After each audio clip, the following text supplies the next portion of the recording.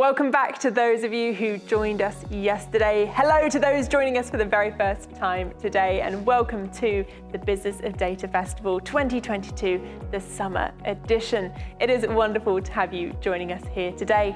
My name is Catherine King. I'm the Head of Digital Content and Community for Corinium.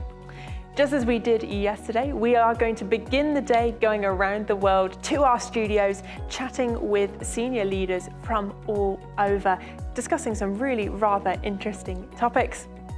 In the afternoon, we will be heading to our regional sessions, which will be live, so make sure you come armed with your questions. Make sure, if you haven't yet, have a poke around the platform today. There is a resource area full of fantastic additional content, from white papers through to additional videos, and also thought leaders on tap to answer your most pressing questions. And of course, a huge big thank you to our partners who have helped make the Business of Data Festival as successful as it is. But for now, let's dive into the first session of today.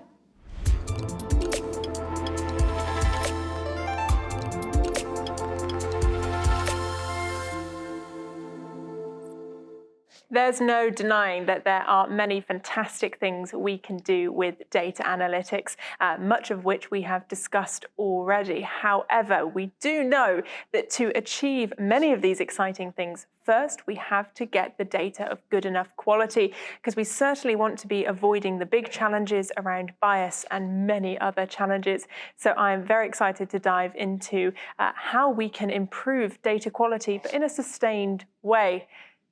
Shree, welcome back to the festival. How have you been? Thank you, Catherine. It's a pleasure to be here. Yeah, I've been good. It's been with a few months. So it's been really good. I'm happy to be here. A few things have changed since we first spoke. We are working on a becoming campaign towards Quidel Ortho.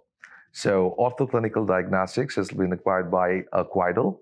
So we are working towards that. So that's the major change since we spoke. Goodness me. And I mean, I often say it, the data analytics space is such a rapidly moving space. Just keeping up can be a bit hard for me, but thank you for starting off and setting the scene there. Wow, lots of big challenges and also opportunities ahead of you on that journey. That is so true. That is so true. And as a matter of fact, if I were to be speaking the truth, it's not easy for me to keep up to, but we do that. Yeah, actually, you know what, is pretty exciting times for us.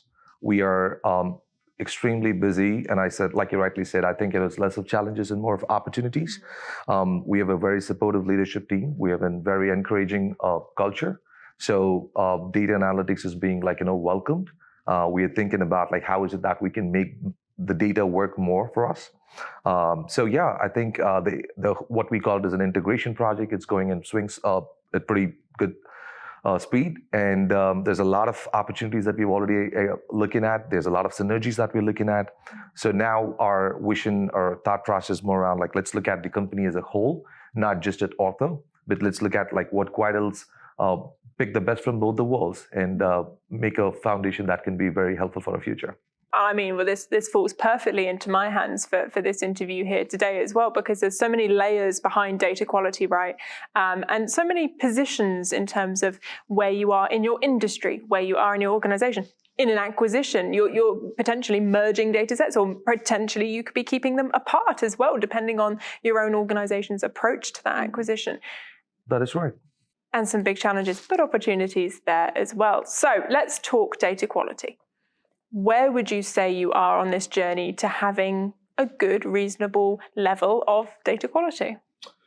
You know what, typically you've seen people put a score around that, right? I personally, I don't like to put a score. I mean, I can put a score, but the thing is, my destination keeps changing, right? I strongly believe that this is a journey.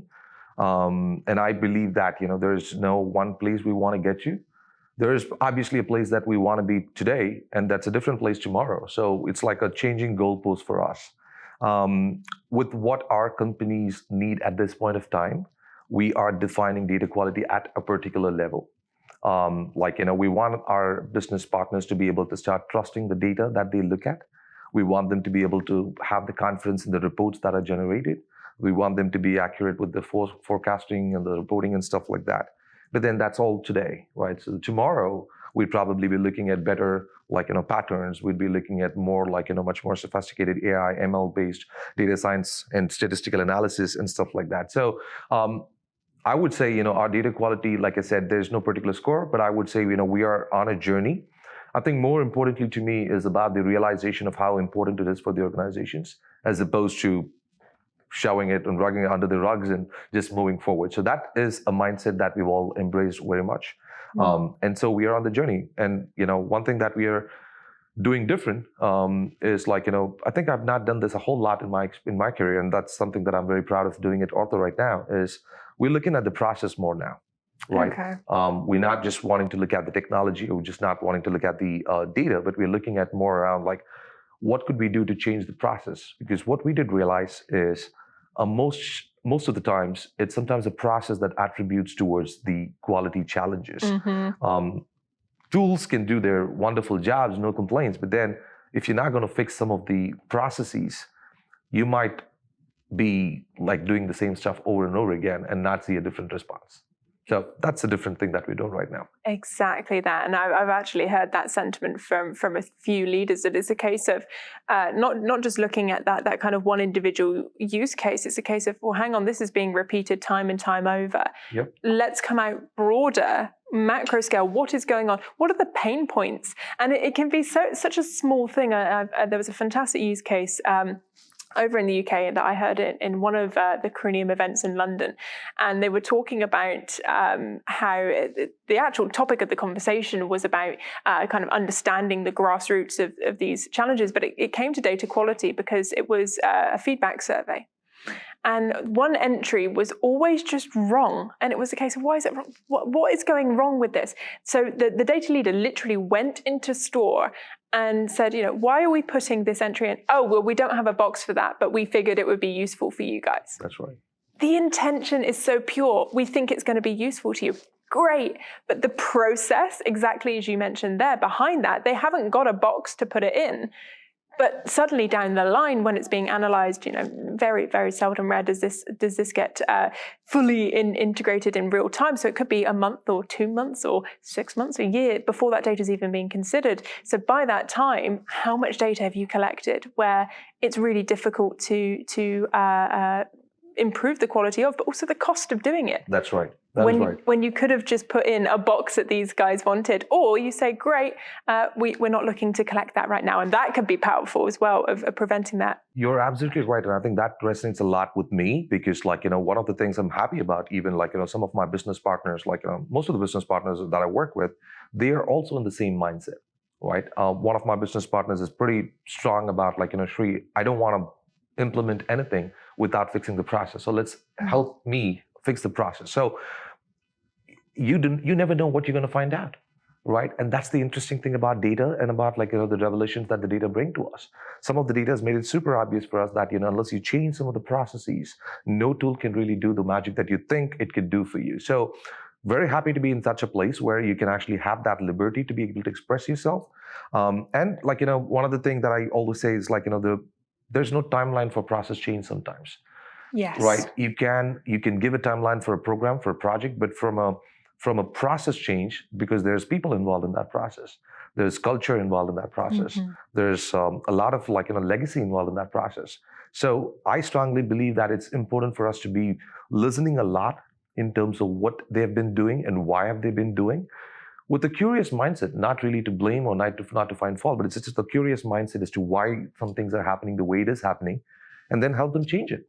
Those small changes could make major impacts. And that's, like I said, I've not, in my experience, seen a lot of people embrace that sort of a mentality. And I'm super happy that I'm able to do it now at Ortho.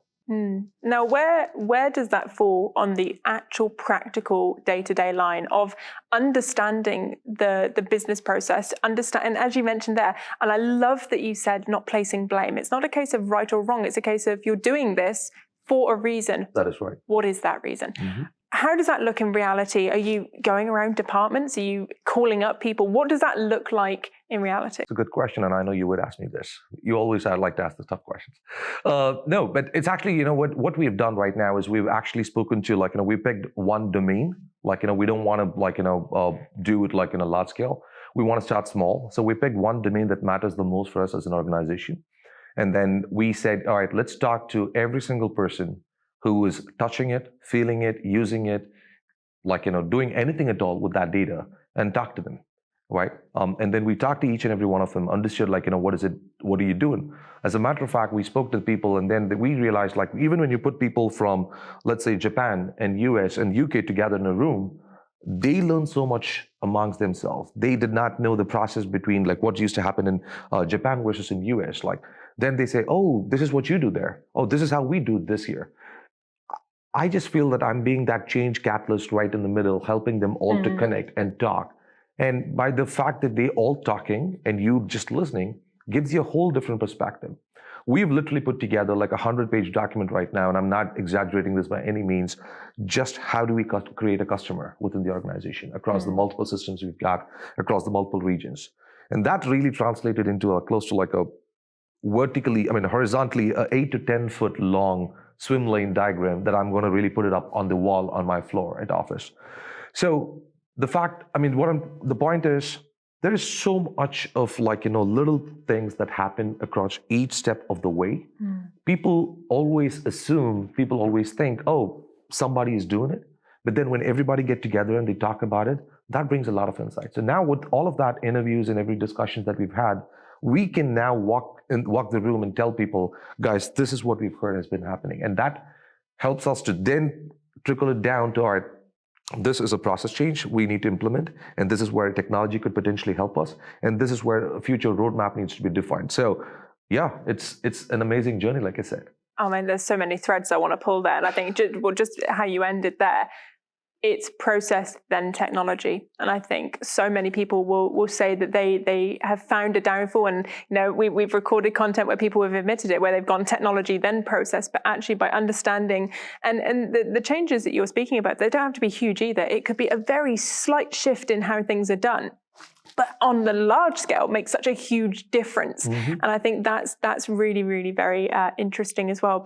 And I love kind of your position of connecting people together, which I empathize with in my role as well. And it is magic when you see people connecting the dots for themselves, especially as we know, and we see it in every event agenda possible. There'll be some discussion on silos, because it is so many organizations are dealing with some form of legacy of having a data silo or having a business silo and not connecting.